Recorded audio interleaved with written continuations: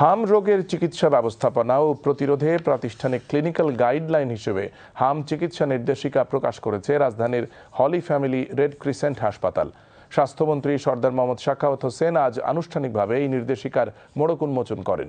হাম রোগের সুনির্দিষ্ট নির্ণয়, চিকিৎসা ও জটিলতা ব্যবস্থাপনাকে আরও মানসম্মত ও সমন্বিত করার লক্ষ্যে এই নির্দেশিকা প্রণয়ন করা হয়েছে বলে জানান সংশ্লিষ্টরা। রিপোর্ট শরীফুল ইসলামের।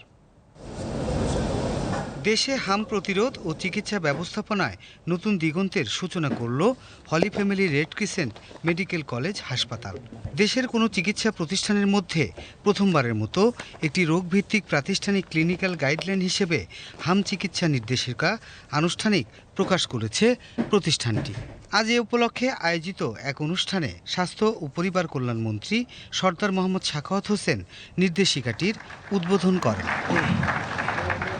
প্রমাণভিত্তিক এই নির্দেশিকাটি হাম রোগের সুনির্দিষ্ট নির্ণয়, চিকিৎসা ও জটিলতা ব্যবস্থাপনাকে আরও মানসম্মত ও সমন্বিত করার লক্ষ্যে প্রণয়ন করা হয়েছে।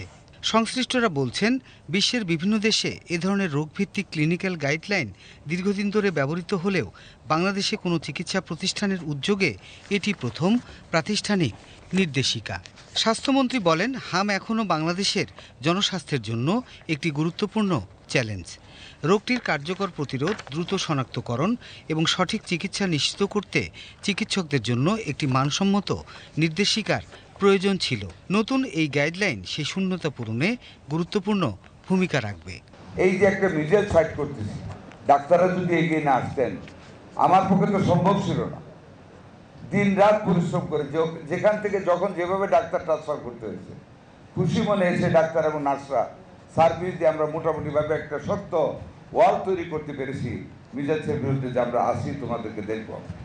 14টি ক্লিনিক্যাল মডিউল নিয়ে প্রণীত 50 পৃষ্ঠার এ নির্দেশিকায় রয়েছে হামজনিত নিউমোনিয়ায় কর্টিকস্টেরয়েড ব্যবহার না করা, চোখের জটিলতায় স্টেরয়েড ড্রপ ব্যবহার না করা এবং গুরুতর পানিশূন্যতায় শুধু ডেক্সট্রো স্যালাইন ব্যবহার না করার মতো গুরুত্বপূর্ণ চিকিৎসা নির্দেশনা অন্তর্ভুক্ত রয়েছে। Shariful Islam, BTV news, Dhaka.